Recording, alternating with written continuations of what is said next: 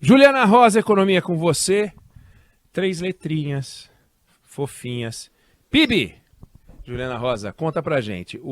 Quando a gente pega o histórico brasileiro, e é aquela história, né? O PIB você pode decidir se você vai olhar no microscópio ou no telescópio. Se você olhar no microscópio, você fala um mês contra o outro, a quinzena contra a quinzena, o trimestre contra o trimestre anterior, 2022 contra 2021 e tal. Aí você resolve olhar no telescópio e você pega assim, como é que o Brasil cresce nos últimos 40 anos? E é uma tragédia horrorosa, né? Com alguns momentinhos, uns troços, crescemos 7,5%, teve ano que a gente cresceu 7,5%. Mas também a gente cresceu, a gente teve menos 3,8, menos 3,6. Se você pegar o período 2017, 2019, 2014, que a gente cresceu meio, 2019, pelo amor de Deus, né? O Brasil diminuiu. E mesmo um crescimento de 2,2, quando você pega o estoque, a renda das pessoas só cai, porque obviamente cresceu a população, o PIB não cresce na quantidade que cresce a população, as pessoas vão ficando cada vez mais pobres. Então eu queria te ouvir. Claro, de olho no microscópio e claro também no telescópio. O que a gente pode ler sobre o PIB? É o tal do voo de galinha, né, que a gente está acostumado a ver na economia brasileira. Não sustenta, né, Oineg? Boa tarde para você, para a Débora, para o Fábio, boa tarde aí para o nosso ouvinte. Olhando o número macro, Oineg, do ano, foi um número bastante positivo, né? A economia brasileira cresceu 2,9%. E a gente já falava que o ano de 2022 acabou sendo realmente muito melhor do que as previsões iniciais, de que a economia brasileira cresceria pelas expectativas, pelas projeções, ali pelo andar da carruagem, a gente ia crescer em torno de 3%. Então, a fotografia do ano de 2022 é muito positiva. E por que a gente cresce com essa força maior de 3%? Porque você tem principalmente a volta do pós-pandemia, você tem um efeito represado do setor de serviços, que é o que mais pesa na nossa economia e que depende de presença física, de trabalho presencial, né, de contato. Então, toda essa parte de serviços, viagens, bares, restaurantes, entretenimento, salão de beleza, tudo aquilo que depende da presença física, foi o que sustentou o PIB em 2022. E quando a gente olha que quem consumiu esses serviços foram principalmente as famílias, o consumo das famílias sustentando esse crescimento do PIB. Quando a gente olha que outros segmentos, houve crescimento, mas você vê que é bem mais modesto. Olha, serviços crescem 4,2%, indústria cresce 1,6%. Então, você vê aí o serviço com uma força bem maior do que a indústria. E a agropecuária fechou o ano com um desempenho negativo. A agropecuária caiu 1,7%. Aqui eu estava olhando principalmente por conta de problemas climáticos, houve uma quebra na soja e ano passado não foi bom para o desempenho do PIB agropecuário, diferente do que vai ser esse ano. As previsões desse ano, quando houve a plantação, o clima estava muito bom, então a gente deve ter uma safra recorde de milho, de soja. Aqui as previsões são agropecuária, esse ano de 2022 indo muito bem, diferente do resultado do ano passado. Agora, Ineg, o que é importante notar aqui? Aquele tal do voo da galinha que você está chamando a atenção.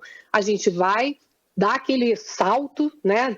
Toma aquele fôlego, e aí vai perdendo fôlego, né? A galinha não vai, ela vai dar aquela subida e depois vai caindo. No final do ano, a economia brasileira cai 0,2% no quarto trimestre, outubro até dezembro, na comparação com 3 meses anteriores. Então, quando a gente olha esse dado de queda da economia brasileira no quarto trimestre, interrompendo 5 trimestres seguidos de crescimento, fica claro que a economia foi perdendo fôlego, né?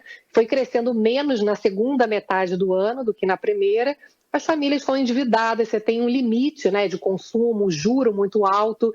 Então, claramente a gente vê que, como terminamos o final do ano passado, é mais ou menos a cara desse ano, né? A gente vai crescer esse ano perto de 1%, as previsões estão ali entre 0,5% e 1%.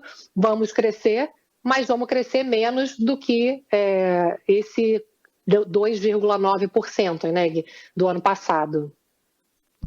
É isso aí. Juliana, quando a gente olha o crescimento do PIB, e eu acho que é importante, você tocou nesse assunto, você olha para ele e vai fatiando por indústria, eu fico sempre pensando na vida das pessoas, né? Porque se o PIB está crescendo e eu não estou melhorando de vida, tem alguma coisa errada. Se o PIB não cresce tanto, mas eu estou melhorando de vida, a situação está melhor. Qual é a relação entre este crescimento e, por exemplo, distribuição de renda?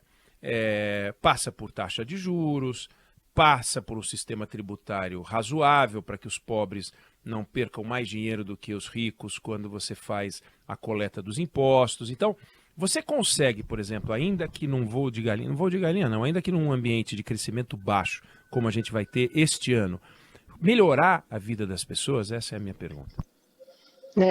Oi, Ney, eu estou ouvindo um retorno aqui no meu áudio misturado com o seu, só para avisar o pessoal da técnica aí que eu não te ouvi muito bem, mas consegui captar aí a sua pergunta. O que a gente vê, Ney, nesse momento é que os salários aqui no Brasil, no ano passado, a gente não viu, mesmo com a melhora do mercado de trabalho, as pessoas conseguindo recuperar o nível salarial.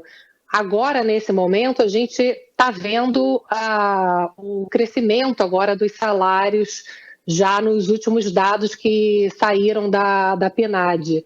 E o que a gente consegue ver é que você tem agora uma inflação que começa a desacelerar e, gente, tem um barulho muito grande de alguém falando no meu ouvido. Perdão, pessoal. Não sei o que houve aí com a rádio. O pessoal da técnica tirar. Acho que tem uma interferência, né, na sua transmissão, Ju. Estamos tentando consertar, desculpa. Aí tem até um caso de jornalista famoso que é o sanduíche e isque. Você vai se ouvindo, né? E você vai, em vez de falar sanduíche, você fala sanduíche, isque. Eu tô com medo de ficar repetindo o que eu estou falando, mas vamos lá. Mas aí, Neg, a gente tem um movimento agora, que eu acho que é importante você ressaltar, que é o fato de que a gente vai crescer ainda esse ano, e principalmente agora, que é o importante, que é o que você está salientando, com melhora de salários. Então, diferente do ano passado, quando você tinha um volume maior de oferta de vagas de trabalho, esse ano o volume vai ser menor, tanto é que você tem previsão ainda de crescimento do PIB, do consumo das famílias, do próprio setor de serviços, embora num ritmo mais lento, né? Mas você ainda tem a continuidade da melhora do mercado de trabalho e principalmente dos salários. Então, isso que é importante. Acho que esse ano, Eneg, mesmo crescendo menos, as pessoas vão ter a possibilidade de ter uma melhora das condições de salários, de negociações. Então, a gente já começa a captar isso com as pesquisas de emprego, vendo uma melhora da questão salarial esse ano. Então, talvez a percepção de melhora, né, da própria situação, do próprio PIB, né, pessoal, seja melhor até esse ano do que no ano passado. É isso aí, Economia com você, Juliana Rosa. Não sei se agora você está me ouvindo e ouvindo ishi, continua do mesmo jeito, mas amanhã a gente conversa essa, tá bom? Valeu! Beijo, Juliana. É brincadeira, né? Pegadinha. Quer te enlouquecer, né, Ju? O pessoal do áudio fez pegadinha aqui, não gostou do Parabéns, PIB. você passou no teste, viu? Passou no teste porque Passou conseguiu manter a concentração e não gaguejou aí. Obrigada, Ju. Um beijo pra você. Um beijo. Prometemos melhorar para amanhã.